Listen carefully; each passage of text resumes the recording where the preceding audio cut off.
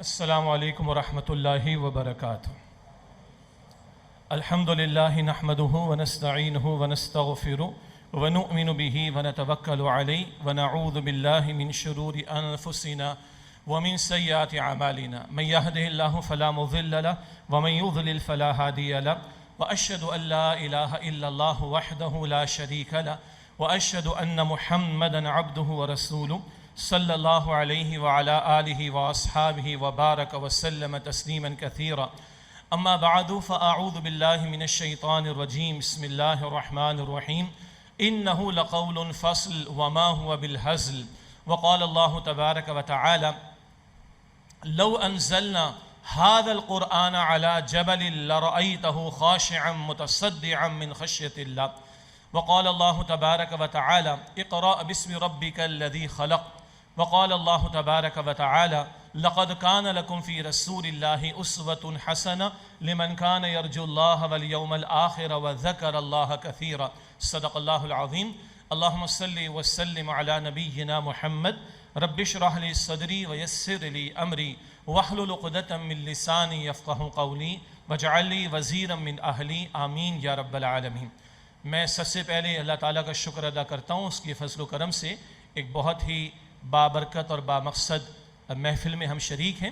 اللہ تعالیٰ کا شکر ادا کرنے کے بعد میں اپنی جانب سے انجمن خدام القرآن سندھ کے ہمارے اراکین اور ساتھیوں کی جانب سے اور تنظیم اسلامی کے ذمہ داران اور رفقا کی جانب سے تمام حضرات، خواتین، نوجوان اور بچوں کا شکریہ ادا کرتا ہوں کہ آپ نے ہماری دعوت قبول فرمائی ہے۔ اصلاً یہاں پر صبح سے انجمن خدام القرآن سندھ کراچی جو ادارہ بھی محترم ڈاکٹر اسرار صاحب رحمۃ اللہ علیہ نے قائم فرمایا تھا، اس کا سالانہ 38واں اجلاس تھا، AGM جسے ہم کہتے ہیں اینول جنرل میٹنگ 86 میں ادارہ قائم ہوا تھا۔ اس کا آج سالانہ اجلاس تھا جو ایک بزنس میٹنگ ہوتی ہے اور ضابطے کی کارروائی کے مطابق رپورٹس کو پریزنٹ کیا جانا، آڈیٹڈ اکاؤنٹس کو پریزنٹ کیا جانا اور اس کی اپروول وغیرہ، یہ سارے معاملات اللہ تعالیٰ کی طرف سے اس کی توفیق سے مکمل ہوئے۔ اس کے بعد اس وقت یہ ایک خطاب عام ہے جو کہ تنظیم اسلامی کی جانب سے بھی آپ کو دعوت دی گئی ہے اور یہ تنظیم اسلامی بھی بانی تنظیم ڈاکٹر اسرار صاحب رحمۃ اللہ علیہ نے قائم فرمائی تھی۔ یہ دونوں ادارے انہوں نے قائم فرمائے تھے اور دونوں کا گویا کہ مشترکہ آج صبح سے یہ ایک اجلاس ہے جو یہاں پر جاری ہے، جس میں اس وقت جو ہے وہ خطاب عام کا موقع ہے، جس کا عنوان جو مقرر کیا گیا ہے وہ ہے قرآن حکیم، کتاب ہدایت و انقلاب اور اس کے ساتھ ہمارا تعلق۔ کوشش ہوگی کہ 1 بجے سے پہلے یہ گفتگو مکمل ہو جائے تاکہ اکثر لوگ اپنے اپنے مقام پر ہی جا کر نماز ظہر وہ ادا کریں۔ درمیان میں تھوڑا سا وقفہ بھی ضروری ہوگا۔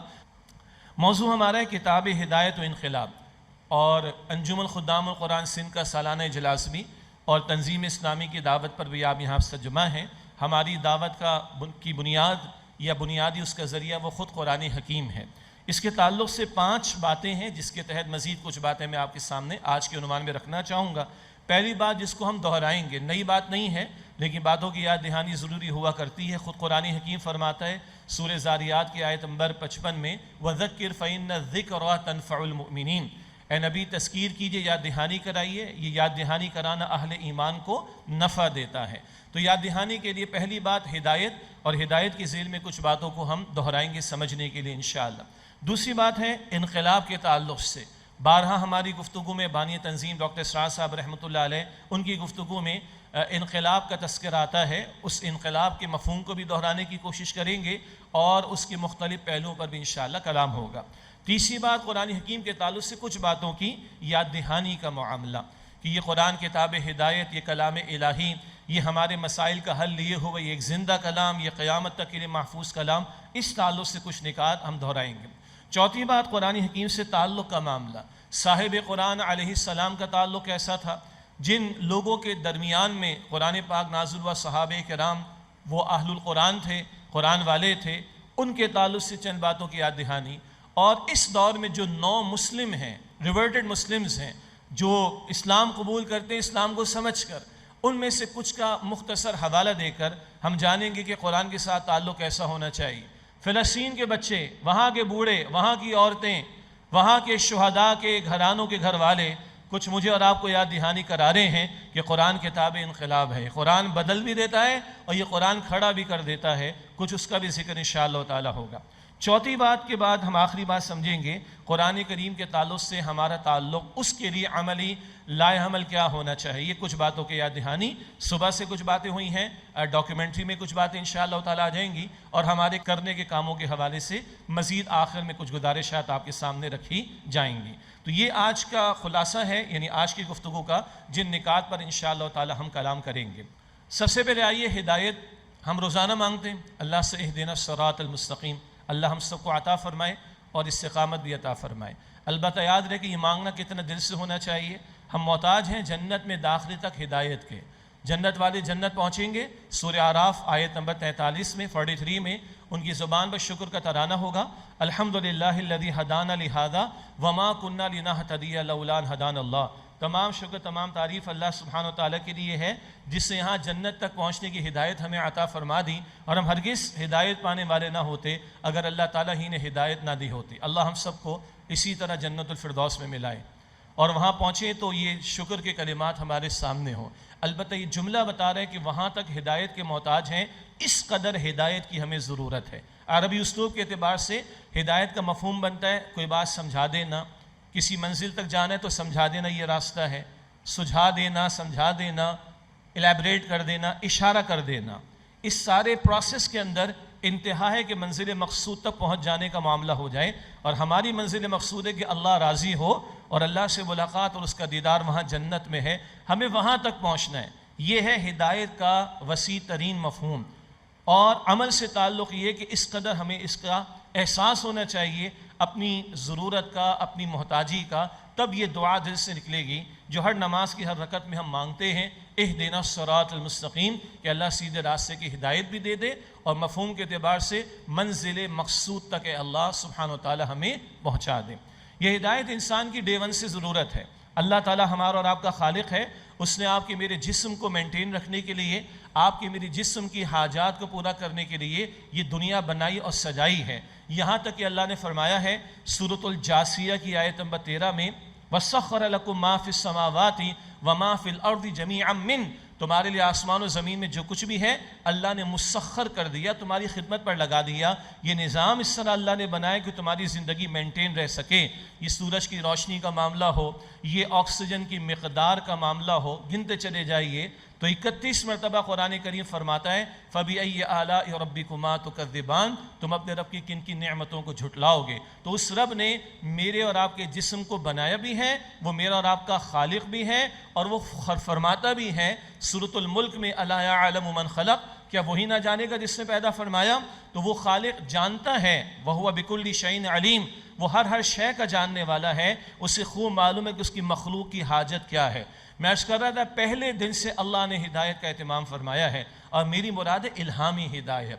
ہمارے جسم کے ساتھ اللہ نے ہمارے اندر روح بھی ڈالی ہے، اس روح کی بھی حاجت ہے، اس روح کی بھی کچھ ضروریات ہیں، اس روح کے بھی کچھ تقاضے ہیں۔ اللہ تعالیٰ نے اس روح کی حاجات کا بھی پورا کرنے کا اہتمام فرمایا پہلے دن سے۔ پہلے انسان آدم علیہ السلام، وہ پہلے نبی بھی ہیں، اور ایک اور نقطہ، وہ پہلے خلیفہ بھی ہیں۔ تو جتنی انسانیت کی تاریخ پرانی ہے اتنی نبوت کی تاریخ پرانی ہے، اتنی ہی خلافت کی تاریخ بھی پرانی ہے۔ اور پہلے دن سے اللہ تعالیٰ نے اس ہدایت کا اہتمام فرمایا، جس کی تکمیل ابھی ہم پڑھیں گے، جو امام الانبیاء صلی اللہ علیہ وآلہ وسلم پر ہوئی ہے، وہ بعد میں ذکر آ جائے گا انشاءاللہ۔ مگر یہ اس قدر اہم معاملہ کہ پہلے دن سے اللہ نے اس کا اہتمام فرمایا۔ چنانچہ آدم علیہ السلام کو، جو پہلے انسان بھی ہیں، پہلے نبی ہیں اور پہلے خلیفہ ہیں، اللہ نے 2 قسم کی علوم عطا فرمائے۔ قرآن کریم میں ہم پڑھتے ہیں سورۃ البقرہ کے شروع میں آیت نمبر 31 میں، وَعَلَّمَ آدَمَ الْأَسْمَاءَ كُلَّهَا، اللہ سبحانہ وتعالیٰ نے آدم علیہ السلام کو تمام چیزوں کے نام سکھا دیے۔ سادہ سا مفہوم بنتا ہے، ہر شے کا علم عطا کیا، اور آج کی اصطلاح میں کہہ لیں وہ عصری علوم ہو، وہ فزیکل سائنسز کا علم ہو، وہ ٹیکنالوجی، جو کچھ بھی آپ کہہ لیں، پوٹینشلی، پرائمریلی، بنیادی طور پر یہ ساری دنیا جس میں بھیجا جا رہا ہے، اس دنیا کے وسائل کا علم ہونا، مسائل کا علم ہونا بھی ضروری ہے، اور وسائل کا علم ہونا بھی ضروری کہ خلافت زمین پر قائم ہونی۔ تو اللہ نے ویل ایکیوبڈ کر کے آدم علیہ السلام کو بھیجا، اشیاء کا، چیزوں کا نام سکھا دیے، چیزوں کے نام بتا دیے۔ لیکن زمین پر جب خلافت دے کر اللہ سبحانہ وتعالی آدم علیہ السلام کو بھیج رہا ہے تو اسی البقرہ میں آیت نمبر 38 میں 38 میں اللہ نے فرمایا فَإِمَّا يَأْتِيَنَّكُم مِّنِّي هُدًى فَمَن تَبِعَ هُدَايَ فَلَا خَوْفٌ عَلَيْهِمْ وَلَا هُمْ يَحْزَنُونَ جب تمہارے پاس میری طرف سے ہدایت آئے گی، جو میری ہدایت کی پیروی کریں گے ایسے لوگوں کو نہ کوئی خوف ہوگا اور نہ وہ غمگین ہوں گے۔ بہت اہم بات ہے، نہ خوف ہوگا نہ غمگین ہوں گے کون؟ جو ہدایت کے علم کی پیروی کریں گے۔ بات ابھی آگے مزید بڑھے گی، ایک اور نقطہ بھی ذہن میں رکھیں، جہاں ہدایت کی ضرورت ہے وہیں اس کے کچھ درجات بھی ہیں، جیسے کہ میں نے اشارہ کیا ہے۔ ایک ہے ہماری جسم کی حاجات کا پورا ہونا، اللہ نے سکھایا ہے، بتایا ہے، سمجھایا ہے اور علم عطا کیا ہے، اور ایک ہے ہماری روح کی حاجات کا پورا ہونا، اللہ نے سکھایا ہے، بتایا ہے، اور اس ضرورت کو پورا کرنے کا بھی اللہ سبحانہ وتعالی نے اہتمام فرمایا۔ ہم سورۃ الاعلیٰ پڑھتے ہیں آخری پارے میں، وطر کی پہلی رکعت میں بھی نبی علیہ السلام اس کی تلاوت فرماتے تھے، اور جمعے کی نماز میں بھی، عیدین کی نماز میں بھی اللہ کے نبی تلاوت فرماتے تھے سورۃ الاعلیٰ آخری پارے میں۔ اللہ تعالیٰ فرماتے کہ الذی خلق فسوى والذی قدر فہدی، اللہ نے ہر شے کی تخلیق فرمائی، اس کو درست فرمایا ہر اعتبار سے، والذی قدر، ہر شے کا اندازہ مقرر کیا، میکانزم اللہ نے دیا، فہدا، اور اس کو ہدایت عطا فرما دی۔ ایک بہت بنیادی ہدایت ہے، تمام مخلوقات کو اللہ تعالیٰ نے عطا فرمائی ہے۔ بکری کا بچہ پیدا ہوتا ہے، اس کو معلوم ہے کہ اپنی ماں یعنی بکری کے تھن سے اس سے دودھ کیسے لینا ہے، اللہ نے سکھایا ہے۔ مچھلی کو اللہ تعالیٰ نے تیرنے کا فن سکھایا ہے، پرندے کو اڑنے کا فن اللہ تعالیٰ نے سکھایا ہے۔ یہ بنیادی ہدایت تمام مخلوقات میں اللہ تعالیٰ نے رکھ دی۔ اس سے آگے بڑھے حضرت انسان کے بارے میں، جو کہ اشرف المخلوقات بھی ہے، فی احسن تقویم، اللہ سبحانہ وتعالیٰ فرماتا ہے کہ بہترین سانچے میں، بہترین ساخت میں اللہ سبحانہ وتعالیٰ نے انسان کو پیدا کیا ہے۔ اس حضرت انسان کے بارے میں بھی ایک بنیادی ہدایت جو سارے انسانوں میں اللہ تعالیٰ نے رکھ دی۔ سورۃ الشمس میں ہم پڑھتے ہیں فَأَلْهَمَهَا فُجُورَهَا وَتَقْوَاهَا، اللہ نے انسان میں فجور کی صلاحیت بھی رکھی، بدی ہے، گناہ ہے، اور تقویٰ کی صلاحیت بھی رکھی، خیر کا عنصر بھی رکھا۔ اسی میں میرا اور آپ کا امتحان بھی ہے۔ بنیادی انسانی اخلاقیات تمام انسانوں میں مشترک ہیں۔ جھوٹ ہر معاشرے میں برا مانا جاتا ہے، یہ الگ بات ہے کہ اکثر لوگ بولتے ہیں، لیکن جب بولنے والے سے کوئی جھوٹ بول کر اسے دھوکہ دے تب وہ کہتا ہے کہ یہ غلط ہے۔ سچ ہے کڑوا، ہر معاشرے میں تسلیم شدہ بات ہے کہ اچھی ویلیو ہے، البتہ کم لوگ بولتے ہیں، لیکن سچ ہے، حق تسلیم شدہ بات ہے۔ تو کچھ بنیادی انسانی اخلاقیات سارے انسانوں کے اندر مشترک ہیں۔ یہ جو کبھی آتا ہے نا، بڑے بڑے لوگ ہیں اور جناب ہیں کافر مگر یہ کچھ خیر کا کام کر جاتے ہیں، تو پوٹینشلی انسانوں میں یہ جذبہ موجود ہے۔ اپنی روح کی تسکین کے لیے، اپنے انر سیلف کی سیٹسفیکشن کے لیے کچھ نہ کچھ کرنا چاہتا ہے بندہ۔ ہاں، ہمارا عقیدہ بتاتا ہے کہ اگر وہ ایمان کے بغیر کر رہا ہے، ادھر اس کو کچھ خیر مل جائے گا، آخرت میں کچھ نہیں ملے گا۔ یہی حل ہے مدر ٹریسا کے بارے میں، اس کا کیا بنے گا؟ سیدھی سی بات، ہمارا عقیدہ بتاتا ہے کہ ایمان کے بغیر اگر عمل ہے، بظاہر کتنا ہی اچھا ہے، ادھر دنیا میں کچھ مل جائے گا، آخرت میں کچھ نہیں۔ لیکن وہ لوگ بھی جو ہیں کفر پر، مگر پوٹینشلی کوئی نہ کوئی خیر اگر ان کے اندر موجود ہے، اس کا اظہار ہو جاتا ہے، یا اپنے انر سیلف کے لیے، اپنی باطن کی تسکین کے لیے وہ بھی کوئی نہ کوئی نیکی کا تصور اختیار کرنے پر مجبور ہوتے ہیں۔ اس سے یاد آ گیا ہوگا اراکین انجمن کو بھی اور رفقائے تنظیم اسلامی کو بھی کہ منتخب نصاب میں جو بانی تنظیم ڈاکٹر اسرار صاحب رحمۃ اللہ علیہ درس دیتے ہیں، سورۃ البقرہ کی آیت نمبر 177 کا آیت البر، نیکی کی حقیقت، وہاں یہ مضمون زیادہ کھل کر ہمارے سامنے آتا ہے۔ بہرحال میں اس کر رہا تھا، ہدایت کے بھی درجات ہیں۔ ساری مخلوقات میں اللہ نے بنیادی ہدایت رکھ دی، انسان میں اللہ نے بنیادی انسانی اخلاقیات رکھ دیں، خیر اور شر، نیکی اور بدی، اچھے اور برے کی بنیادی تمیز انسانوں کو اللہ نے ودیعت کی ہے، ان کے اندر رکھی ہے۔ لیکن اللہ تعالیٰ نے یہیں تک نہیں چھوڑا، اللہ سبحانہ وتعالیٰ نے بندوں کی کامل ہدایت کے لیے کہ کوئی بلینک نہ رہے، اندھیرے میں نہ رہے، اللہ نے پیغمبروں کا سلسلہ شروع کیا اور اللہ نے الہامی تعلیم عطا فرمائی۔ اللہ نے اپنی وحی انسانوں کو عطا فرمائی، چنے ہوئے بندوں یعنی پیغمبروں علیہم السلام کے ذریعے سے۔ میں اور آپ اسے الہامی ہدایت کہتے ہیں، ڈیوائن گائیڈنس کہہ لیتے ہیں، وحی کی تعلیم کہہ لیتے ہیں، پیغمبروں کو عطا کیا جانے والا علم وہ کہہ لیتے ہیں. اس کے بارے میں عرض کر رہا تھا، وہ پہلے دن سے اللہ نے اہتمام کیا. اگر آدم علیہ السلام کو علم الاسماء، اشیاء کا علم اور چیزوں کا علم عطا ہوا، تو اسی اللہ سبحانہ و تعالیٰ نے علم ہدایت پہلے دن سے عطا فرمایا. اور اس کی تکمیل پھر اللہ سبحانہ و تعالیٰ نے امام الانبیاء صلی اللہ علیہ وآلہ وسلم پر فرمائی. البتہ اس نقطے کو اور ہم سمجھتے ہیں، یہ انسانیت کی سب سے بڑی ضرورت ہے کہ اس کو ہدایت میسر آئے. اور آج کے حالات بھی بتا رہے ہیں، ہم پہلے بھی محتاج تھے ہدایت کے، الہامی ہدایت کے، آج بھی محتاج ہیں، اور انسانیت قیامت تک محتاج رہے گی. اگر آپ ایک ورلڈ ویو اس وقت دنیا کا دیکھیں، دنیا کے وہ ممالک جن کو ہم ترقی یافتہ کہتے ہیں، دنیا کے وہ ممالک جن کو ہم ایڈوانسڈ کنٹریز کہتے ہیں، دنیا کے وہ ممالک جن کی ظاہری ترقی سے مرعوب ہونے والے مسلمان، ان کو کہتے ہیں جناب ان کو دیکھو کیا کمال کے لوگ ہیں، اور اپنے دین کے بارے میں شبہات میں مبتلا ہیں. اور حد یہ ہو گئی ہے کہ اب امریکہ سے لوگوں کو ادھر بھیجا جا رہا ہے. ویسے تو دنیا گلوبل ہو گئی ہے، آنے کی ضرورت نہیں ہے، سوشل میڈیا اویلیبل ہے، مگر باہر سے لوگوں کو ادھر بھجوا کر یہاں کی یونیورسٹیز کے اندر لیکچرز دلوائے جا رہے ہیں. یہ تم کیا کس دین کے ماننے والے، تمہارے پاس تو کچھ بھی نہیں. ان کو دیکھو کمال تو ادھر ہے، ترقی تو ادھر ہے، ایڈوانسمنٹ تو ادھر ہے.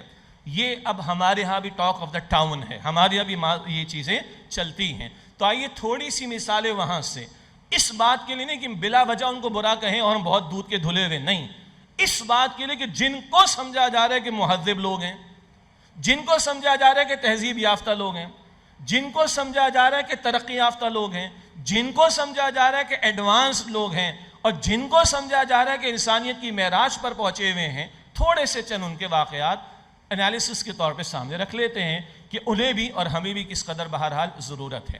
CIA کی ایک رپورٹ میں کئی سالوں سے پیش کر رہا ہوں، زیادہ ریسرچ کرنا مجھے نہیں آتی، تو پرانا ایک چھوٹا سا ڈیٹا ہے. اس CIA کی رپورٹ کا حاصل یہ ہے، 7-8 برس پرانی بات ہے، وہ کہتی ہے رپورٹ کہ دنیا کی 70% آبادی غیر ترقی یافتہ ملکوں میں رہتی، جن میں ہم بھی شامل ہیں دنیا والوں کے مطابق.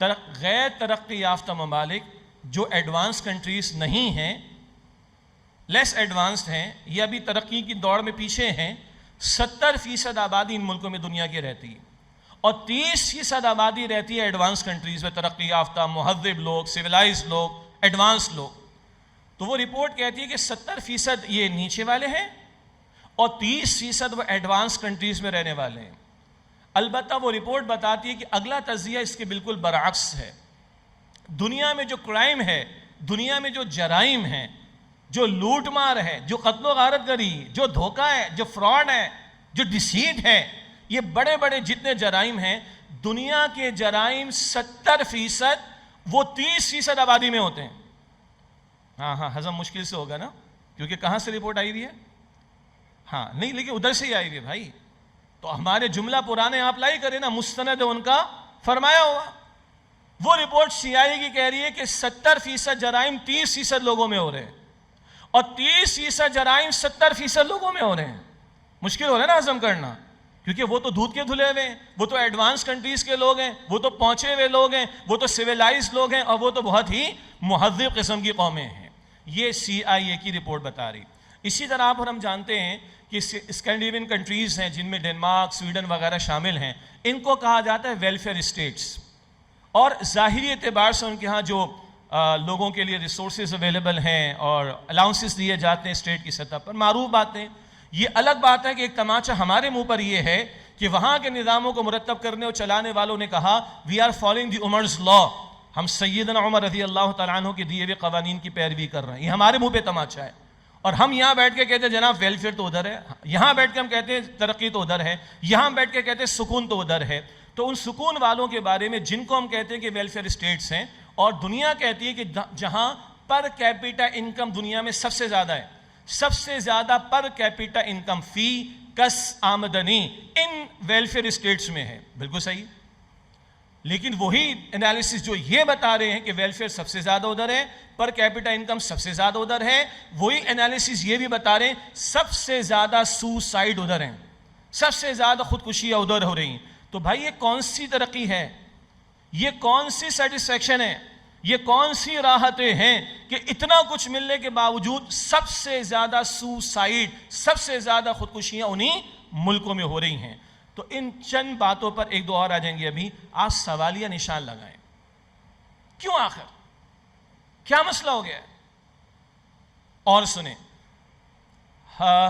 شاید لاہور میں میرا ایک ابھی پروگرام تھا فیملی سسٹم کے حوالے سے، تھوڑا سا ہم نے تجزیہ کیا اور ہمارے استاد ڈاکٹر اسرار صاحب رحمۃ اللہ علیہ بھی کرتے تھے. اب میں منافقت کی بات آپ کے سامنے رکھنا چاہ رہا ہوں ان لوگوں کی. تو ہم نے پڑھا جناب 1975 سے کچھ مختلف قسم کی کانفرنسز ہونا شروع ہوئیں، کائرو کے اندر اور بیجنگ کے اندر اور نیروبی کے اندر اور 2-3 اور مقامات پر، اور پھر نیو یارک میں 2000 میں.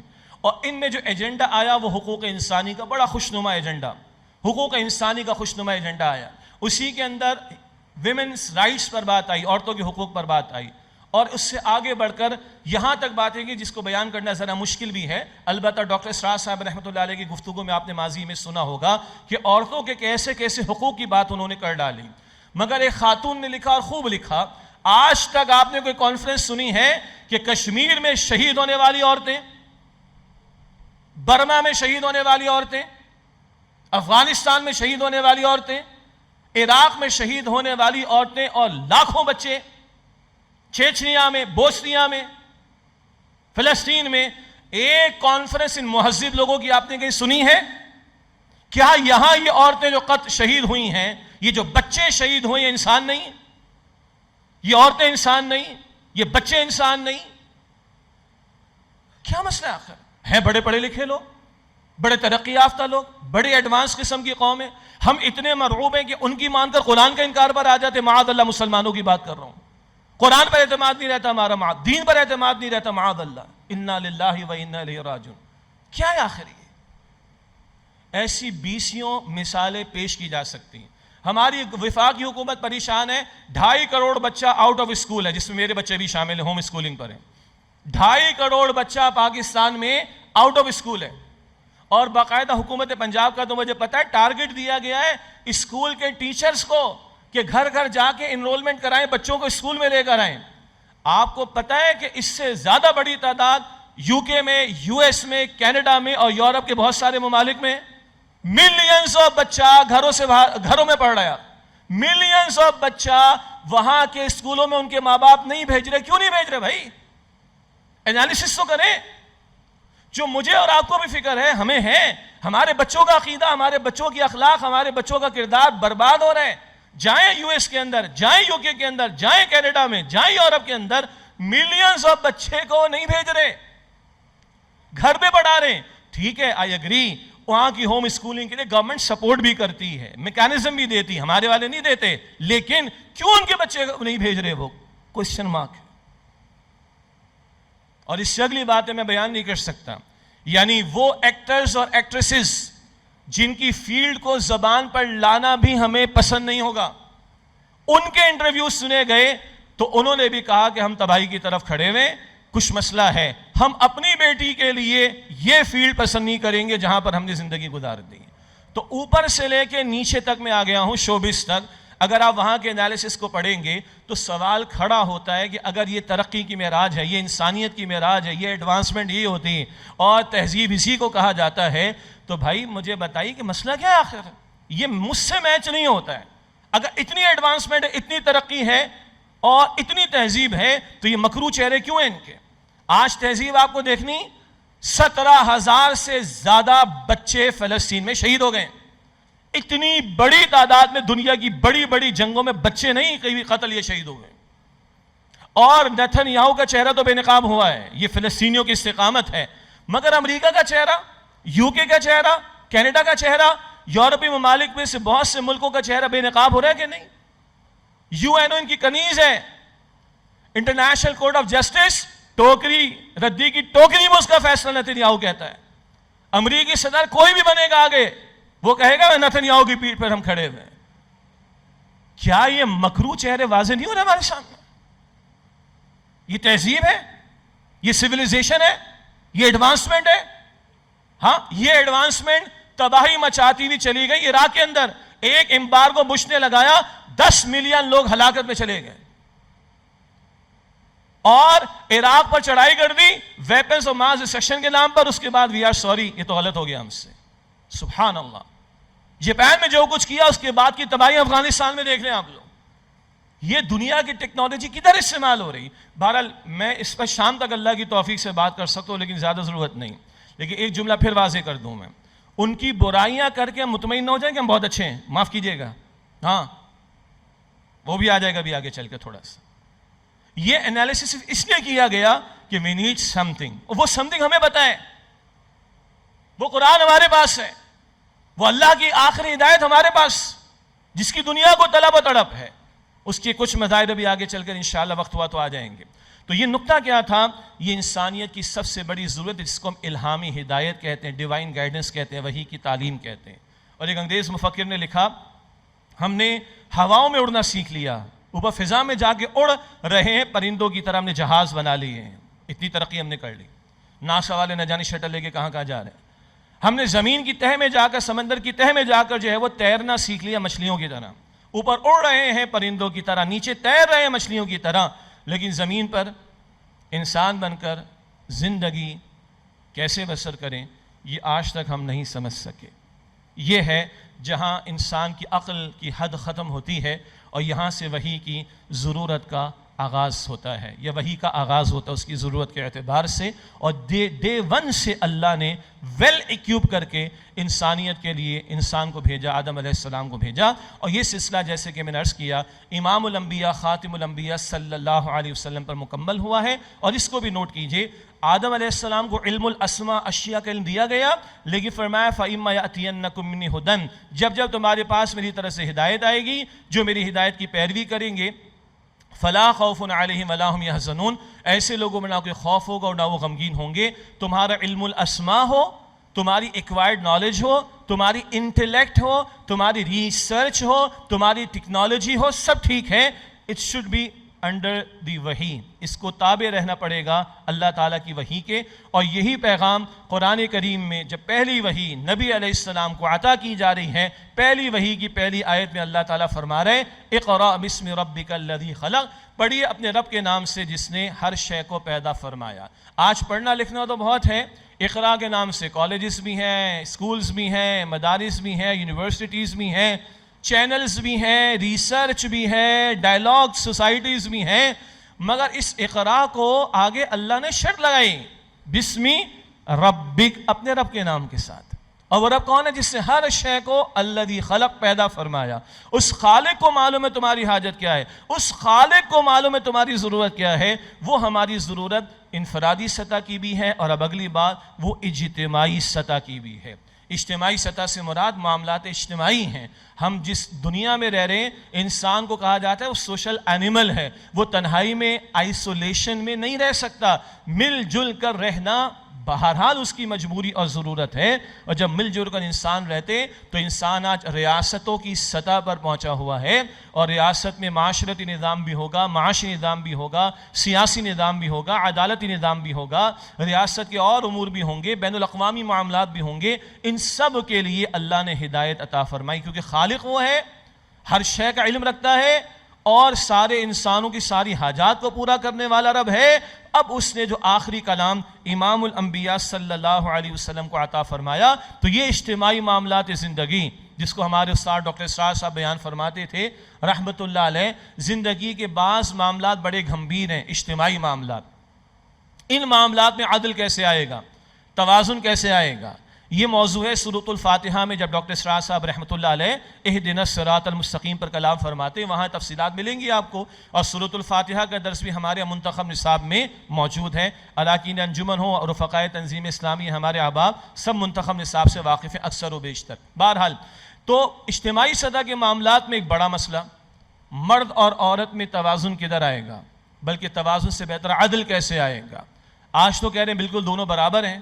بڑی احمقانہ قسم کی بات ہے، اس کی تفصیل کی ضرورت نہیں ہے. بے وقوفوں کی بات ہے کہ مرد اور عورت بالکل برابر ہیں.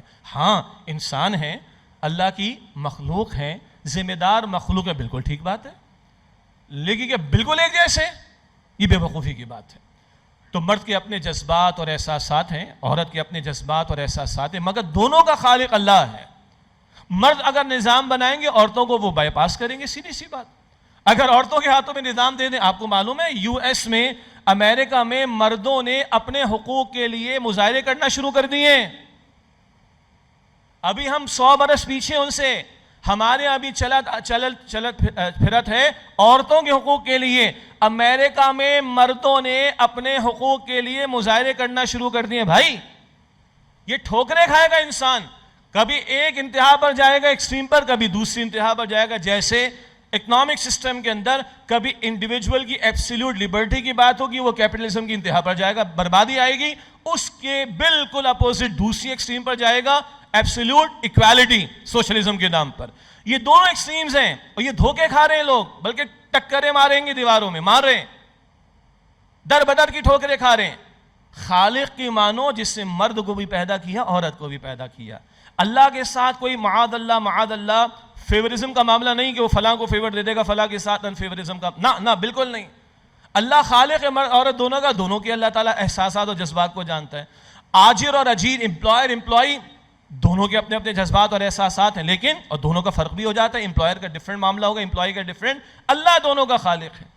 حکمراں اور رعایا، اختیار آ جائے تو تباہی بھی آ جاتی ٹھیک ٹھاک. پولیٹیکل سائنس میں کہا جاتا ہے نا، ایبسولوٹ اتھارٹی کرپٹس ایبسولوٹلی. اختیار پورا ہوگا، تباہی بربادی بھی مکمل آئے گی. تو اس اعتبار سے غور کیجئے، یہ بڑے گھمبیر مسائل ہیں. عورت اور مرد میں کہاں توازن آئے گا؟ آجر اور اجیر، امپلائر امپلائی میں کیسے توازن آئے گا؟ حکمراں اور رعایا، ان میں توازن کیسے آئے گا؟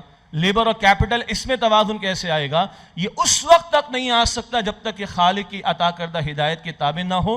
اس ہدایت کی تکمیل اللہ نے حضور پر فرمائی صلی اللہ علیہ وسلم. آخری کلام بھی دیا اور اس کی حفاظت کا اللہ تعالیٰ نے اہتمام بھی فرمایا.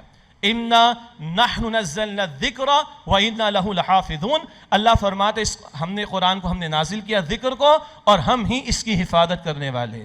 نہ تورات کا وعدہ لیا نہ انجیل کا. یہ اپنی جگہ بڑا موضوع ہے. گریڈ 1 کے اسٹوڈنٹ کو گریڈ 10 کی کتابیں نہیں پڑھائی جاتی، گریڈ 10 والے کو ماسٹرس لیول کی کتاب نہیں پڑھائی جاتی. جیسے ایک انڈیویجول کا انٹلیکچول ایولوشن ہوتا ہے، شعور کی سطح بڑھتی جاتی ہے، شعوری ارتقاء ہوتا ہے، ایسی پوری انسانیت کا بھی ایک بائی لارج انٹلیکچول ایولوشن ہوا. اور جب وہ اپنے اس سطح کی انتہا پر پہنچا کہ اب آخری کلام دیا جائے، تب اللہ نے آخری کلام قرآن کے طور پر عطا فرمایا. اس موضوع سے جن کو دلچسپ، بڑا قیمتی موضوع ہے، تو ہمارے استاد ڈاکٹر سعد صاحب رحمۃ اللہ علیہ کے کتاب چاہے نبی اکرم صلی اللہ علیہ وسلم کا مقصد بعثت، اس میں یہ موضوع آپ کو بہت تفصیل سے ملے گا انشاءاللہ. تو اللہ نے اس سطح پر جب بائی لارج انٹلیکچول لیول یا شعور کی سطح انسانیت کی اس سطح پر پہنچی، اب آخری کلام دیا جائے، تب اللہ نے قرآن پاک عطا کر کے قیامت تک کے لیے محفوظ فرما دیا. اور حضور ہی پر اللہ تعالیٰ نے دین کی تکمیل کا اعلان فرمایا صلی اللہ علیہ وسلم. دین پہلے دن سے آیا ہے.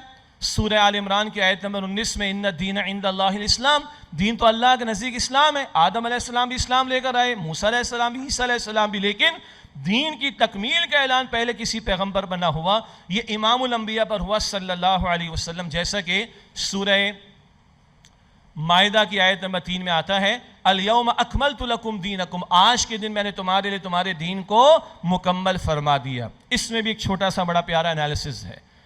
پہلے دن سے اللہ تعالیٰ نے دین مکمل فرما کر نہیں دیا. زندگی شروع ہوئی غار سے، سادہ سی زندگی، سادہ سے مسائل ہیں، سادہ سی حاجات و ضروریات ہیں، سادہ سی ہدایات آ گئی.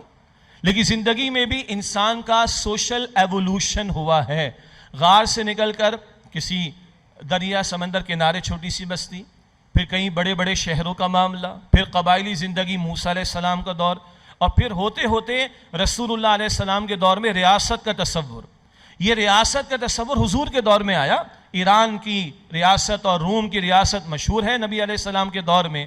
تو جیسے آخری کلام پہلے دن نہیں دیا گیا، شعور کی سطح انتہا کو پہنچی تب دیا گیا قرآن پاک، اسی طرح دین اللہ نے پہلے دن مکمل فرما کر نہیں دیا. جب انسان کا سوشل ایوولوشن، معاشرتی ارتقاء ہوتے ہوتے اعلیٰ ترین سطح پر پہنچا. آج بھی ریاستیں دنیا میں، بس مستقبل میں گلوبل اسٹیٹ کی بات ہے، اور وہ گلوبل اسٹیٹ بالآخر اسلام کی ہوگی انشاءاللہ تعالی. اس سے پہلے بہت کچھ ہونا ہے، لیکن آج بھی ریاست پر ہی انسان کھڑا ہے، ریاستوں کا تصور موجود ہے۔ جب اس تصور پر انسان کا سوشل ایولوشن آیا، تب رسول اللہ صلی اللہ علیہ وسلم کے ذریعے اللہ تعالیٰ نے دین کی تکمیل کا اعلان فرمایا۔ مشہور آیت سورۃ المائدہ میں الیوم اکملت لکم دینکم، آج کے دن میں نے تمہارے لیے تمہارے دین کو مکمل فرما دیا۔ یہ ایک درجے میں ہماری پہلی بات مکمل ہوئی۔ ہدایت کے تعلق سے پہلے دن سے اس کی ضرورت ہے، پہلے دن سے اللہ تعالیٰ نے اس کا اہتمام فرمایا ہے۔ البتہ ہمارے جسم سے بڑھ کر ہماری روح کی حاجات ہیں، اور ہمارے لیے ہماری مٹیریل نیڈز سے بڑھ کر ہماری اسپریچول نیڈز ہیں۔ ساری مخلوقات کو اللہ تعالیٰ نے رہنمائی عطا کی ہے، سارے انسانوں کو بنیادی شعور، بنیادی اخلاقیات کے بارے میں اللہ نے عطا فرمایا ہے، لیکن اجتماعیت کے بڑے اہم مسائل، ان کے بارے میں اللہ نے ہدایت مکمل فرما کر دی نبی صلی اللہ علیہ وسلم کو۔ قرآن کریم قیامت تک کے لیے محفوظ، اور دین بھی اللہ تعالیٰ نے مکمل فرما دیا، اور امام الانبیاء صلی اللہ علیہ وسلم کا اسوہ بھی ہمارے لیے محفوظ ہے۔ درمیان میں تجزیہ بھی آگے کہ جن کو آج دنیا کہتی ہے کہ معراج پر انسانیت کی، وہ بیچارے بھی کتنے محتاج ہیں، ہمیں ہمدردی ہونی چاہیے۔ وہ بیچارے بھی کتنے محروم ہیں، ہمیں ہمدردی ہونی چاہیے۔ البتہ ہمیں اپنے گریبانوں میں جھانکنا چاہیے کہ جو ہدایت ہمارے پاس ہے آج، اس کے ساتھ ہمارا رویہ کیسا ہے، وہ بات بعد میں آئے گی۔ اور مغرب کا یا دیگر تہذیبوں کا یہ چھوٹا سا تجزیہ کرتے ہوئے یہ مقصد نہیں کہ ہم بہت دودھ کے دھلے ہوئے بڑے اچھے ہیں، قطعاً یہ مقصد نہیں۔ بتانا مقصود یہ تھا کہ جن کو آج مستند اور اعلیٰ ترین سمجھا جا رہا ہے، وہ بیچارے کتنے غریب ہیں، کتنے محتاج ہیں، یہ بتانا مقصود تھا۔ یہ میری گفتگو کا ایک حصہ مکمل ہوا۔ تو ڈاکٹر صاحب فرماتے تھے کہ آپ کے ہاتھ میں، میں مثال چینج کر رہا ہوں، AK-47 ہو، کلیشنکوف، اور آپ ایک چونٹی کو ماریں تو ہنسی آئے گی نا؟ اشرف المخلوقات اللہ نے بنایا مجھے اور آپ کو، بیسٹ آف دا کریشن، اور ان بیسٹ میں سے بھی دی بیسٹ محمد مصطفیٰ کے امتی ہیں صلی اللہ علیہ وسلم۔ تو آپ کی میری بہترین صلاحیت ہے، وہ مال ہو، وہ جان ہو، وہ اولاد ہو، وہ انٹیلیکٹ ہو، وہ صلاحیتیں ہوں، وہ ریسورسز ہوں، ان کا بہترین استعمال ہے اس قرآن حکیم کے پڑھنے، پڑھانے اور اس کو سرو کرنے کے لیے، خدمت کے لیے۔ اسی لیے آج صبح سے یہاں انجمن خدام القرآن سندھ کراچی کا 38واں سالانہ اجلاس 38 AGM منعقد ہو رہی۔ جو حضرات اور خواتین اگر انجمن خدام القرآن سندھ کے رکن بننا چاہیں، باہر انشاءاللہ تعالیٰ آپ رابطہ کیجیے گا۔ ویب سائٹ پر بھی آپ وزٹ کر سکتے ہیں قرآنacademy.com، مزید تفصیلات بھی، اور یہ ڈاکیومنٹری بھی وہاں پر انشاءاللہ تعالیٰ آپ کو بعد میں مل جائے گی۔ اب ہم واپس آتے ہیں ہمارے آج کے خطاب کی طرف۔ موضوع ہمارا چل رہا ہے قرآن حکیم کتاب ہدایت اور انقلاب، یعنی کتاب ہدایت اور کتاب انقلاب۔ اب آئیے آج کی گفتگو کا دوسرا نقطہ وہ انقلاب کے تعلق سے ہے، تھوڑی سی بات اس پر بھی کر لیتے ہیں۔ پہلی بات، انقلاب کسے کہتے ہیں؟ آج کل ہمارے یہاں بعض دینی طبقات کے کچھ لوگوں کو انقلاب کے لفظ سے تھوڑی سی دوری محسوس ہونا شروع ہو گئی ہے، اور اس دوری محسوس ہونے میں بعض لوگ ایسے مقام پر جا رہے ہیں کہ سرے سے اسلام کا غلبہ، دین کا غلبہ، دین کا اسٹیبلش ہونا، اسلامی انقلاب کا آنا، یہ تصور بھی ذہنوں سے نکل رہا ہے۔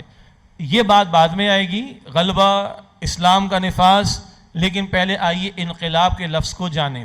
اس تعلق سے ہمارے استاد ڈاکٹر اسرار صاحب رحمۃ اللہ علیہ کا بہت ایک جامع خطاب ہے، رسول انقلاب کا طریقہ انقلاب صلی اللہ علیہ وسلم۔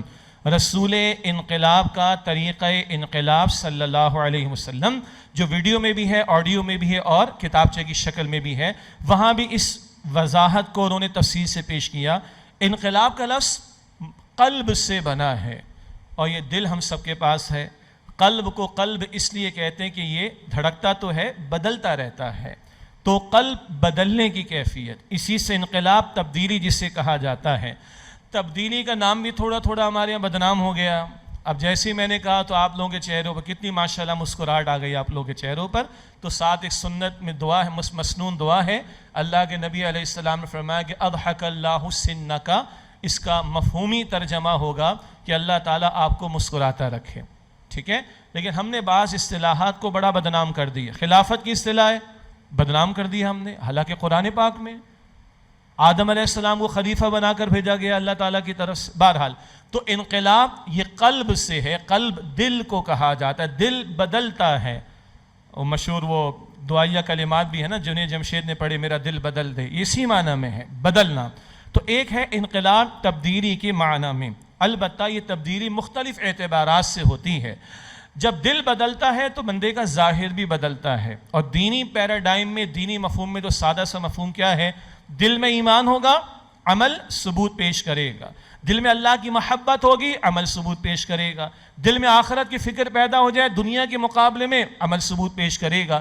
دل میں قرآن کی محبت پیدا ہو جائے، عمل بتائے گا یہ قرآن والا، قرآن سے محبت کرنے والا ہے. تو ایک تبدیلی ہے جو دل میں، باطن میں آتی ہے. ایک تبدیلی فرد میں آتی ہے.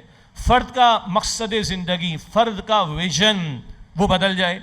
کبھی وہ دنیا ہی کو سب کچھ سمجھتا تھا، وہ آخرت کو سب کچھ سمجھنے والا ہو جائے. یہ زمین آسمان کی تبدیلی ہے.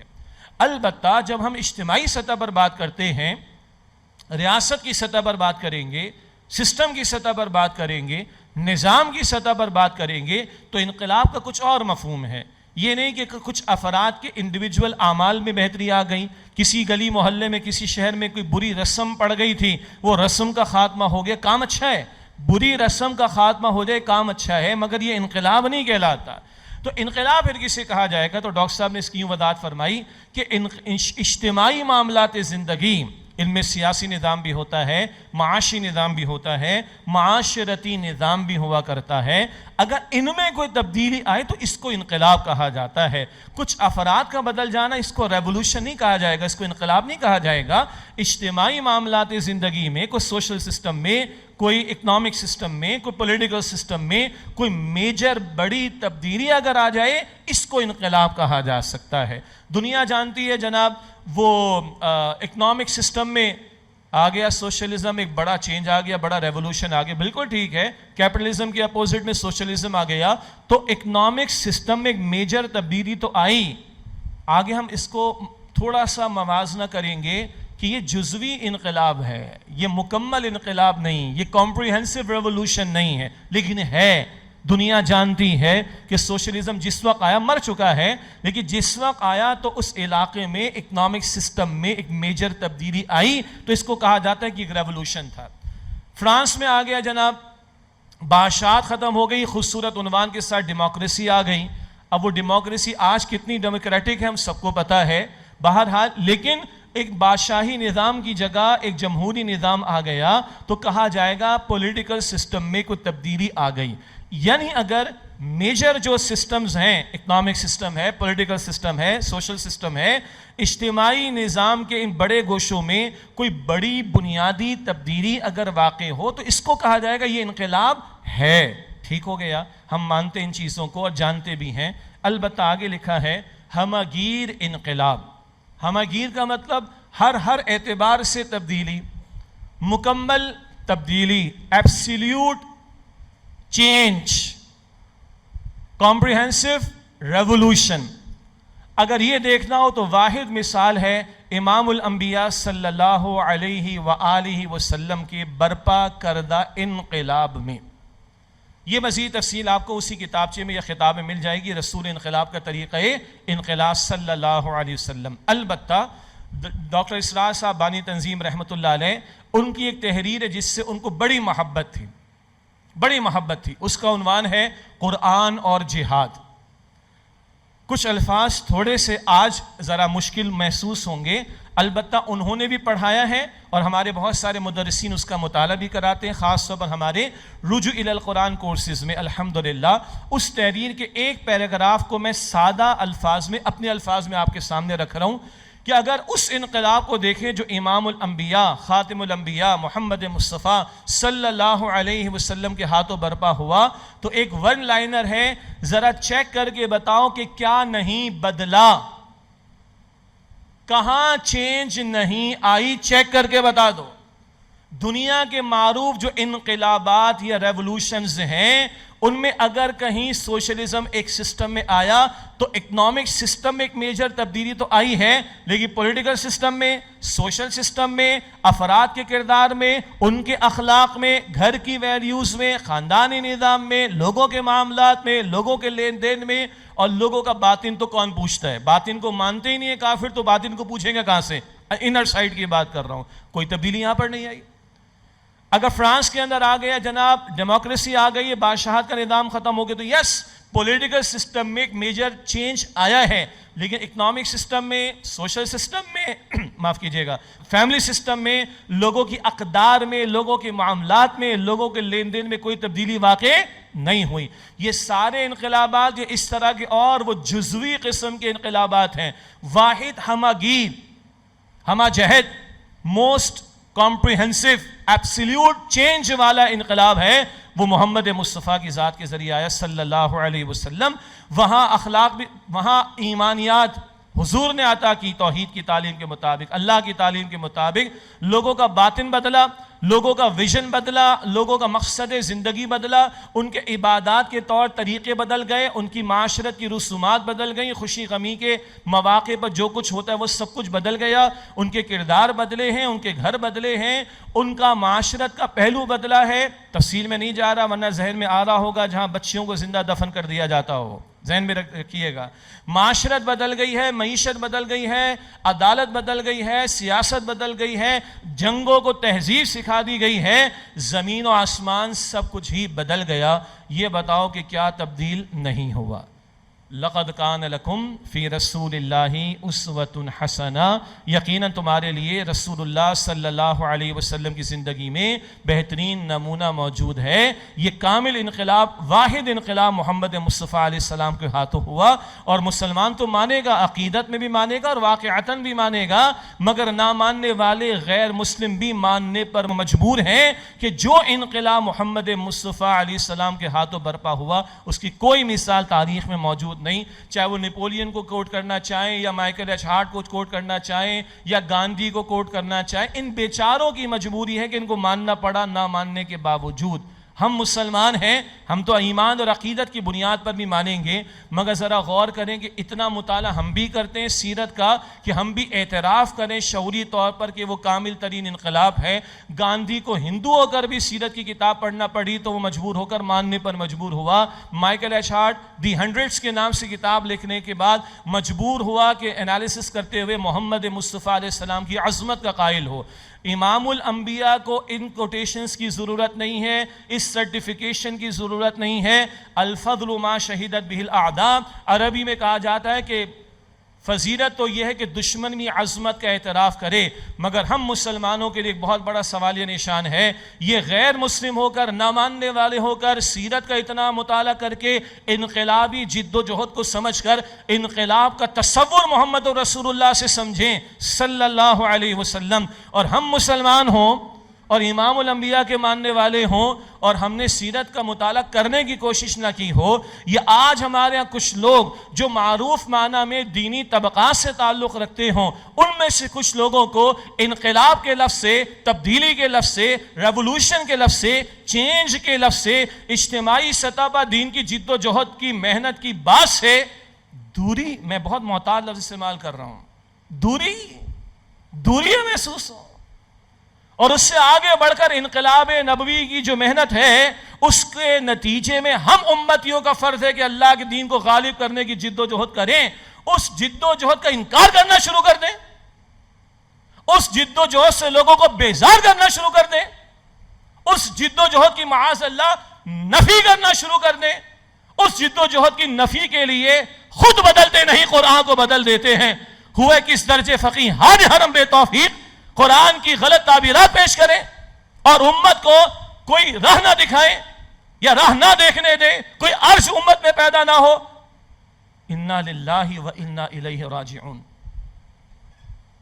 روکنے والے کافر تو ہوتے ہیں اور منافق بھی ہوتے ہیں جو کلمہ کو مسلمان ہوتے ہیں، مگر افسوس یہ ہے کہ کچھ اپنوں میں سے لوگ کھڑے ہو کر سرے سے اس جد و جہد کی نفی پر آ جائیں، سرے سے اس تبدیلی کی بات کی نفی پر آ جائیں، سرے سے اس تبدیلی کی جد و جہد کی فرضیت کے انکار کے جھوٹے دلائل پیش کرنا شروع کر دیں تو انا للہ و انا الیہ راجعون ہی پڑھا جا سکتا ہے. لیکن کبھی یہ آیت ہم کافروں کے لیے سناتے تھے.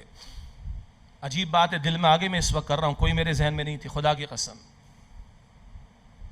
آج سے یہ آیت اپنے ہی میں سے کچھ لوگوں کے لیے سنانی پڑے گی. یریدون لیطفئوا نور اللہ بافواہہم واللہ متم نورہ ولو کرہ الکافرون. یہ تو کافروں کے لیے تھا نا، اللہ کے نور کو مٹانا چاہتے ہیں، بجھانا چاہتے ہیں. واللہ متم نورہ ولو کرہ الکافرون. اللہ اپنے نور کا اتمام فرما کر رہے گا چاہے کافروں کو کتنا ناگوار گزرے. هو الذی ارسل رسولہ بالہدی ودین الحق لیظہرہ علی الدین کلہ.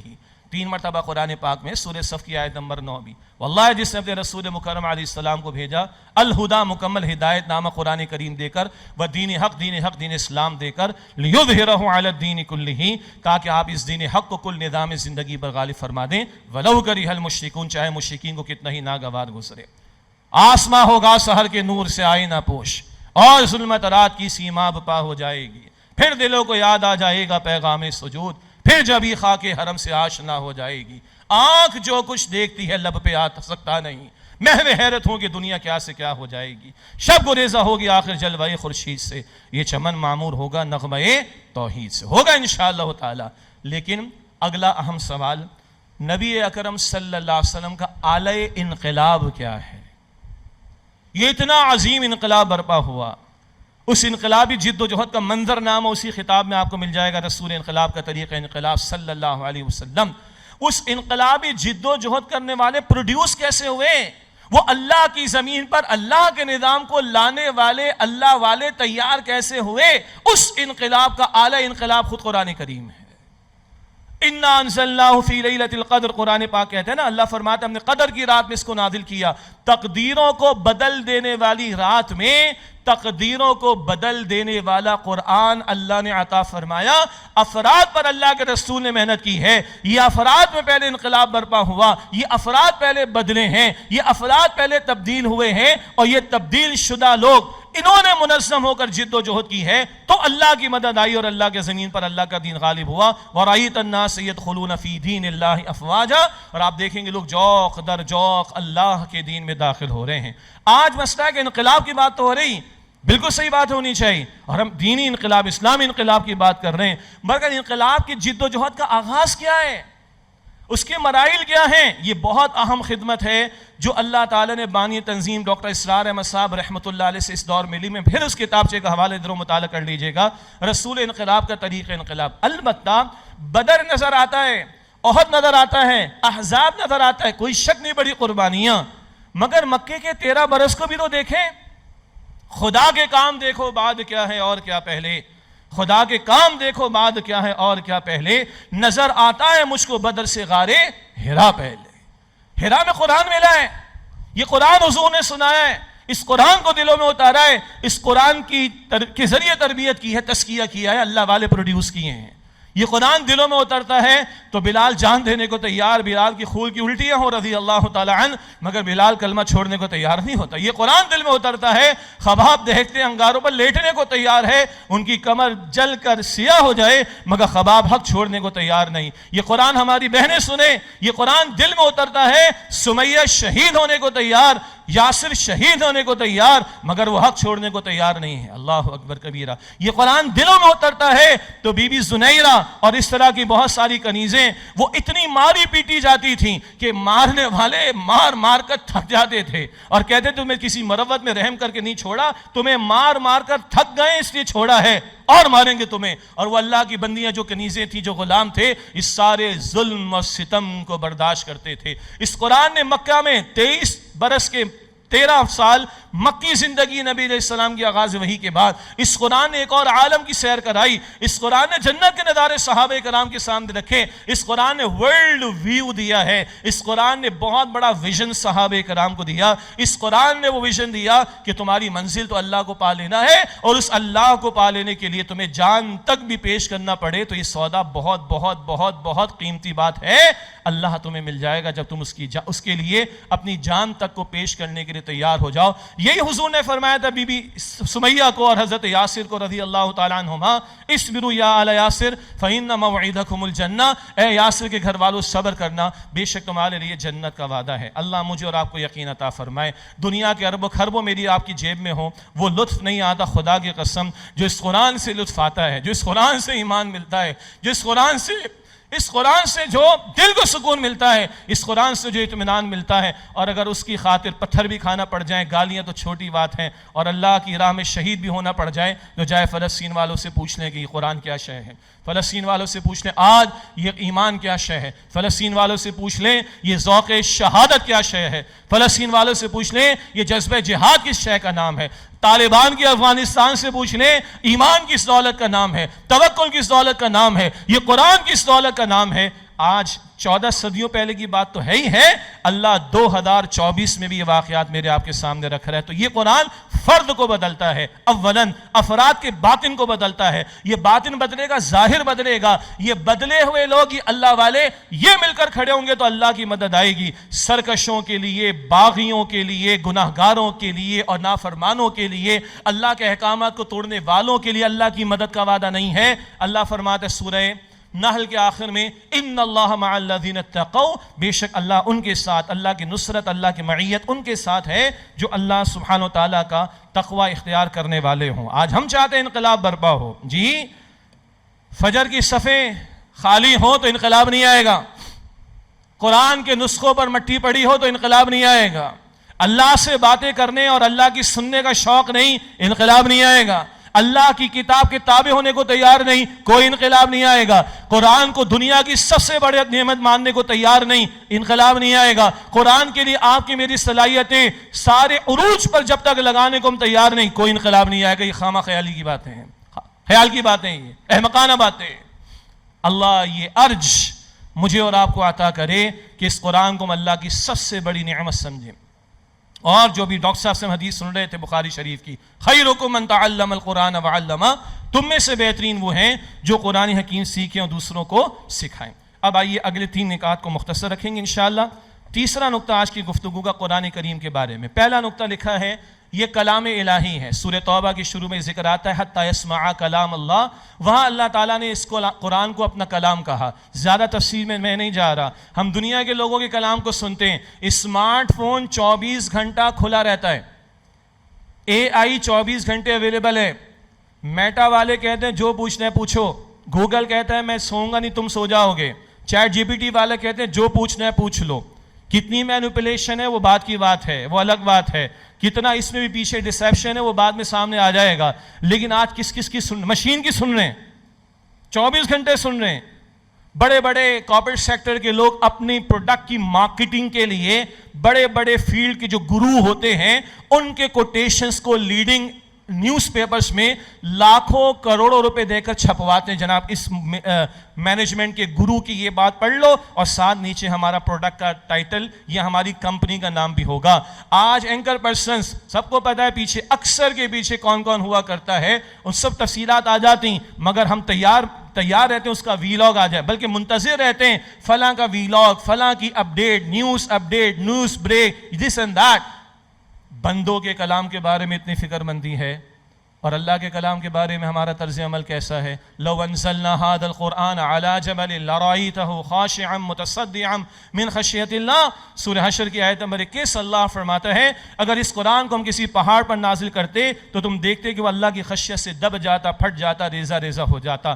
تنہائی میں بیٹھ کے سوچیں اللہ کے کلام کی ورتھ، اللہ کے کلام کی ویلیو، اللہ کے کلام کے لیے میری انسپیریشن، اللہ کے کلام کے لیے میری ڈیڈیکیشن، اللہ کے کلام کے لیے میری محنت کس قدر ہے۔ میں اپنے آپ سے پوچھوں، آپ اپنے آپ سے پوچھیں۔ اللہ فرماتا ہے یہ قرآن محفوظ کتاب ہے، ذکر آ گیا، یہی ہے الہدا جس کو اللہ نے الہدا قرار دیا، اور یہی ہے جس کی ہر نماز کی ہر رکعت میں ہم دعا کر رہے ہیں اہدنا الصراط المستقیم، اور یہ قیامت تک کے لیے محفوظ ہے، اس میں کوئی تبدیلی واقع نہیں ہوئی۔ اگلی بات، ہمارے ہاں جملہ چلتا ہے زندگی موت کا مسئلہ۔ ہم بیٹھے ہیں کراچی میں، یہ ریکارڈنگ بعد میں بھی یوز ہوگی، کراچی ہم بیٹھے ہیں، قریب شارع فیصل ہے، شارع فیصل پہ بینرز لگتے ہیں مختلف نوعیت کے، اور ہمارے اس ملک کے ریاستی ادارے، دفاعی ادارے، ان کی طرف سے بینرز لگائے جاتے ہیں۔ مجھے بڑی نفرت ہے مجھے نفرت ہے جب کرکٹ کے نام پر قوم کا بیڑا غرق کیا جاتا ہے، جب کرکٹ کے نام پر آدھا شہر بند کیا جاتا ہے،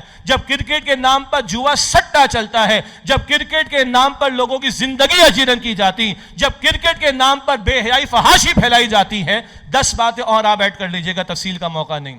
ہمارے ریاستی دفاعی ادارے اس شارع فیصل پر بینرز لگاتے ہیں، cricket is the matter of life and death for us. ہمارے لیے کرکٹ زندگی اور موت کا مسئلہ ہے۔ یہ اسلامی جمہوریہ پاکستان، یہ اس کے ریاستی ادارے، ان کا بجٹ ہمارے خون پسینے کی کمائی سے آتا ہے، ٹیکسز کے ذریعے، اور یہ قوم کو اس کھلواڑ پر لگانا چاہتے ہیں۔ کرکٹ کھیلنے کھیلو، کسی نے منع نہیں کیا بھائی، لیکن قوم کا بیڑا غرق، قوم کا ستیہ ناش، ٹریفک کا بلاک کرنا، ایمبولینس پھنسے، لوگوں کی جانیں چلی جائیں اس کے اندر، فحاشی پھیلاؤ، اوریانی پھیلاؤ۔ Is this the matter of life and death for us؟ اور اللہ کہتے ہیں اپنے کلام میں اِنَّهُ لَقَوْلٌ فَصْلٌ وَمَا هُوَ بِالْحَزْلِ۔ یہ قرآن فیصلہ کن کلام ہے، ڈیسائسو ورڈ ہے، فیصلہ کن بات ہے۔ It's a matter of life and death for you، اللہ کہہ رہے ہیں قرآن پاک میں سورہ تاریخ میں آیت نمبر 13 اور 14 میں۔ یہ قرآن فیصلہ کن کلام ہے، وَمَا هُوَ بِالْحَزْلِ، کوئی worthless شے تھوڑی، بیکار شے تھوڑی، استغفر اللہ، it's not worthless، it's not purposeless۔ اللہ اکبر، بیکار شے نہیں ہے۔ اللہ کے رسول فرماتے علیہ السلام، القرآن حجت لک وعلیک، مسلم شریف کی روایت ہے، قرآن کریم تمہارے حق میں حجت ہوگا، تمہارے خلاف شکایت کرنے والا ہوگا۔ This is a matter of life and death for us۔ اللہ کہہ رہے ہیں، اللہ کے رسول کہہ رہے ہیں، اور ہمیں کرکٹ کے کھلواڑ میں لگاتے، بے وقوف بناتے، برباد کرتے ہماری نسل کو، جوانوں کو۔ شرم آنی چاہیے ان لوگوں کو، اور ریاستی ادارے ہو کر، دفاعی ریاستی ادارے ہو کر، قوم کی ٹیکسز میں بننے والے اور بجٹ لینے والے، یہ ہمیں سکھا رہے ہیں یہاں پر۔ اللہ کے رسول کہہ رہے ہیں تمہارے حق میں سفارش کرے گا یا تمہارے خلاف شکایت کرے گا۔ تنہائی میں بیٹھ کے سوچیں، ڈونٹ ویٹ فار رمضان۔ آگے میں رمضان کی تھوڑی سی اشارت میں بات کرنی ہے، but don't wait for Ramadan, right now. اگر مجھ سے کوتاہی ہے قرآن کے بارے میں، جہاں کوتاہی تلاوت میں، سمجھنے میں، محنت میں، اس کی زبان سیکھنے میں، اس کو فالو کرنے میں، اس کی تبلیغ کو عام کرنے میں، اللہ سے معافی مانگے ہم، ورنہ کل قرآن شکایت دے کر کھڑا ہو گیا، ہم اللہ کو کیا جواب دیں گے؟ اگلی بات، یہ عروج و زوال کا سبب بھی ہے۔ اللہ کے رسول نے فرمایا علیہ السلام، again metre of life and death for the امہ، امت کی زبو حالی جو آج ہے، آج ہم 2 ارب مسلمان ابھی چلڈ ماحول میں بیٹھ کے قرآن سن رہے ہیں، اور فلسطین کا بچہ قرآن پڑھتے ہوئے اپنی ٹانگ کٹوا رہا ہے، کیونکہ اس کے پاس آپریشن تھیٹر نہیں، انیستھیسیا کی فیسلٹی نہیں۔ ہم 2 ارب مسلمان ہو کر یہ پانی کی بوٹل اپنے بچوں کو نہیں پہنچا سکتے۔ یہ ذلت ہے آج ہماری، یہ رسوائی آج ہماری، کیوں ذلیل ہے؟ اللہ کے رسول فرما رہے علیہ السلام، مسلم شریف کی روایت دوبارہ، ان اللہ یرفع بہذا الکتاب اقواما ویدع بہ آخرین، بے شک اللہ تعالیٰ اس قرآن کی بدولت قوموں کو عروج عطا فرمائے گا، اور اس کو ترک کر دینے کی وجہ سے قوموں کو ذلیل اور رسوا کر دے گا۔ وہ زمانے میں معزز سے مسلمان ہو کر، اور تم خار ہوئے تاریخ قرآن ہو کر۔ یہ اقبال نے ترجمانی کی، یہ آج ہماری ذلت کی وجہ۔ 57 مسلم ممالک، اسلامی نہیں ہیں، مسلم ہیں، اسلام کدھر نافذ ہے؟ وہ دین جو بڑی شان سے نکلا تھا وطن سے، پردیس میں وہ آج غریب الغربا ہے، کدھر ہے اسلام نافذ؟ ترجیحات میں کدھر ہے اسلام؟ ساری محنت ہو گئی 26ویں ترمیم کی، 2-3 بڑی ونڈو ڈریسنگ والی ہمیں امینڈمنٹس دے دی کہ جناب سود کا خاتمہ ہو جائے گا جنوری 1 2028 کو۔ خاتمہ ہوگا؟ وہ پرنسپل آف پالیسیز میں لکھا ہوا ہے، بڑا اچھا لالی پاپ ہمیں دے دیا گیا ہے، ہاں کچھ نہیں ہے اس کے اندر، کدھر نافذ؟ اور ساری محنتیں ہمارے اقتدار بچے، عدلیہ ہمارے کنٹرول کے اندر آ جائے، ہماری من مانی چلے، اپنے مفاد کے چکر میں پڑیں۔ او بھائی، مرنا اللہ کو جواب دینا، اللہ پوچھے گا تمہاری چلت پھرت میرے کلام کے لیے تھی، میرے دین کے نفاذ کے لیے تھی؟ کوئی آرمی چیف ہو، کوئی ریاستی ادارے والے ہو، کوئی حکمراں ہو، کوئی سیاستدان ہو، آج حکمراں کل اپوزیشن، آج حکمراں جو آج کے بیٹھا ہوا اقتدار پر آ کر جواب دینا اللہ تعالیٰ کو، میں نے بھی دینا ہے۔ میرے گھر پر میری حکمرانی میں جواب دوں اللہ کے ہاں، میرے زیر تحت لوگ ہوں گے میں جواب دوں اللہ تعالیٰ کے ہاں، 25 کروڑ پر جو حکمران بن کر بیٹھے جواب دینا اللہ تعالیٰ کو۔ اللہ پوچھے گا بڑی طاقت تھی تمہارے پاس، بڑی جگہ تم نے طاقت استعمال کی، آج کچھ طاقتور لوگ طاقت استعمال کر رہے ہیں عورتوں کے خلاف، بچیوں کے خلاف، بیٹیوں کے خلاف، ڈوب مرنے کا مقام ہے۔ آج طاقت استعمال ہو رہی دبانے کے لیے، مٹانے کے لیے، قید کرنے کے لیے۔ آج طاقت استعمال ہو، اس کو لے آؤ، اس کو لے جاؤ، میں آ جاؤں وہ چلا جائے۔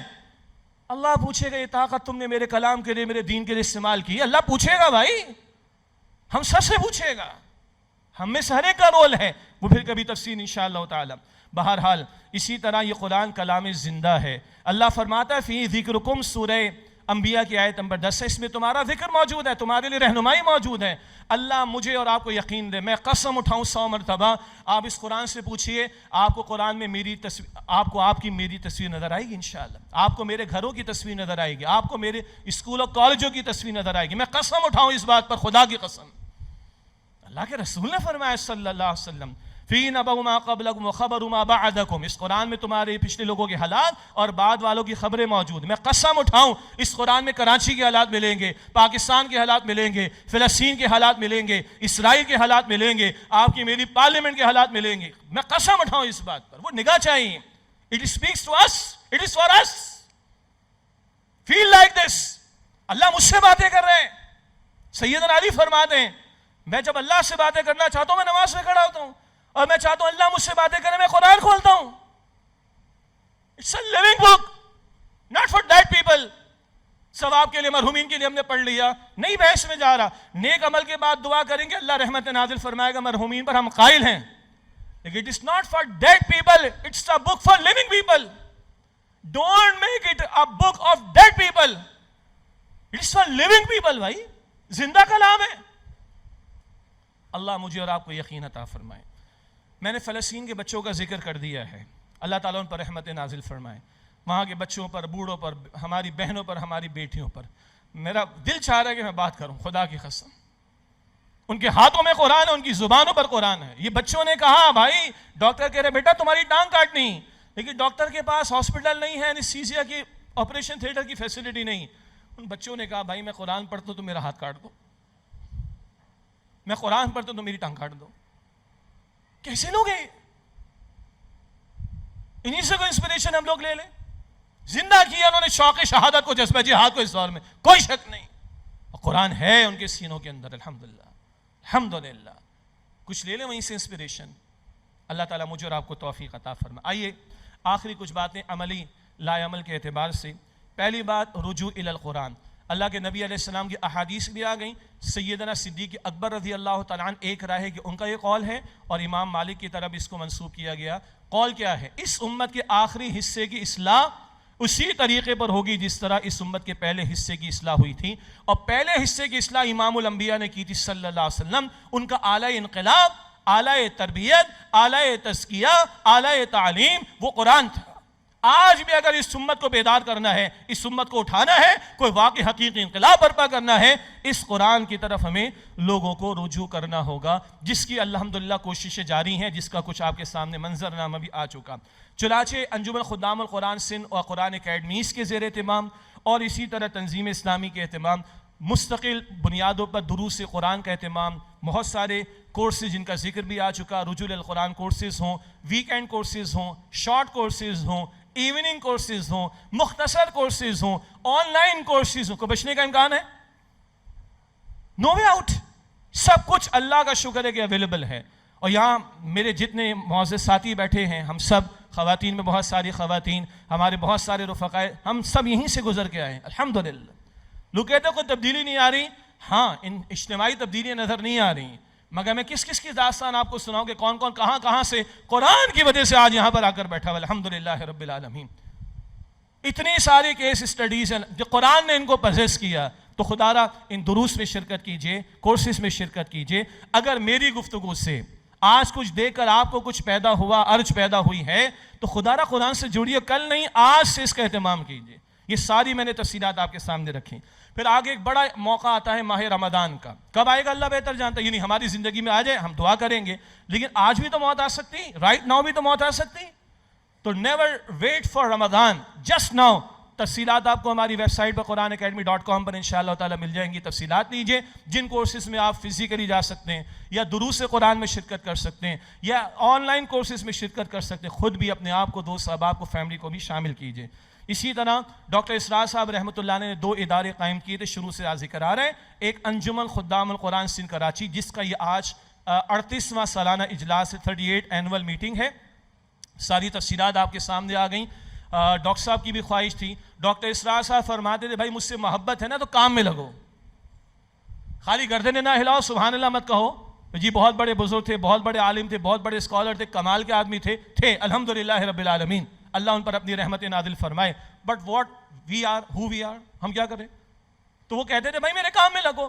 تو انجمن خدام القرآن یعنی یہ کہاں, پہلے تو ہم خود استفادہ کریں نا. میں نے رجوع القرآن کورسز کیے, سارے حضرات بیٹھے سب نے کیا, ہمارے بچے کر رہے ہیں, بیٹیاں ہماری کر رہی ہیں الحمدللہ بہت سو کی. آپ بھی کوشش کیجئے, کورسز میں شرکت کیجئے, دوسروں کو دعوت دیجئے, اپنے بچوں کو فوکس کیجئے, اپنے کزنس کو, دوستوں کو, کلاس میٹس کو وغیرہ وغیرہ دیکھیے دوستوں کو. اور پھر اس سے آگے بڑھ کر ایک مالی تعاون کی بھی شکل ہو سکتی ہے کہ آپ انجمن خدام القرآن کی رکنیت حاصل کیجئے. اور جیسے نعمان اختر صاحب جو صدر انجمن بھی ہیں, انہوں نے توجہ دلائی کہ مالی انفاق کے ساتھ اور پیش رفت بھی ہونی چاہیے. ڈاکٹر اسرار صاحب رحمۃ اللہ علیہ کی خواہش تھی. اور آخری بات تنظیم اسلامی کے تعلق سے, قرآن کا صرف پڑھنا پڑھانا مقصود اور مطلوب نہیں. صدر انجمن نعمان اختر صاحب نے ابتدا میں توجہ دلائی تھی, خود ڈاکٹر اسرار صاحب رحمۃ اللہ علیہ کے ایک اہم خطاب کے حوالے سے کہ پڑھنا پڑھانا ضروری ہے, البتہ اس سے آگے بڑھنا ہے. اس قرآن کی تلاوت کے ساتھ اس کی اقامت بھی تو ہے, اس کے احکام کے نفاذ کی محنت بھی تو ہے. اس کے لیے انقلابی جد و جہد قائم کرنا اور دین کے نفاذ کے لیے محنت کرنا, اس کے لیے ڈاکٹر اسرار صاحب رحمۃ اللہ علیہ نے تنظیم اسلامی قائم فرمائی. اور یہ بڑا خوبصورت امتزاج ہے ڈاکٹر اسرار صاحب کی اپنی خواہش کے مطابق کہ جو لوگ انجمن خدام القرآن کے رکن ہیں وہ آگے بڑھیں, تنظیم اسلامی میں شامل ہوں, اور جو لوگ تنظیم اسلامی میں شامل ہیں وہ کوشش کریں انجمن خدام القرآن کے رکن بنیں. یہ دونوں ادارے ڈاکٹر صاحب نے قائم کیے, دونوں ادارے ہمارے ہیں, اور ہم سب نے مل کر اس کو آگے لے کر چلنا ہے اپنی آخرت کے لیے. ہم کسی اور پر احسان نہیں کریں گے. من جاہد فإنما یجاہد لنفسہ, جو محنت کر اپنے بھلے کے لیے. من عمل صالحا فلنفسہ, جو عمل لے کرے گا اپنے بھلے کے لیے کرے گا. ہمارا اپنا فائدہ ہے قرآن کا سیکھنا سکھانا, قرآن کی خدمت بھی, اور دین کے نفاذ کی محنت کے لیے تنظیم اسلامی میں شمولیت بھی. یہ ڈاکٹر اسرار صاحب کی خواہش تھی. آج ملینز آف لوگ ہیں جو ڈاکٹر صاحب کو سنتے ہیں, مگر بھائی وہ یہ ادارے چھوڑ کر گئے. اگر ان سے محبت ہے تو اس کام میں لگو تاکہ ہمیں بھی فائدہ ہو اور ان کے لیے بھی ہم صدقہ جاریہ بنے. اللہ ان پر اپنی رحمت نازل فرمائے. تنظیم اسلامی کے حوالے سے آپ ہمارے رفقائے تنظیم سے رابطہ رکھیے.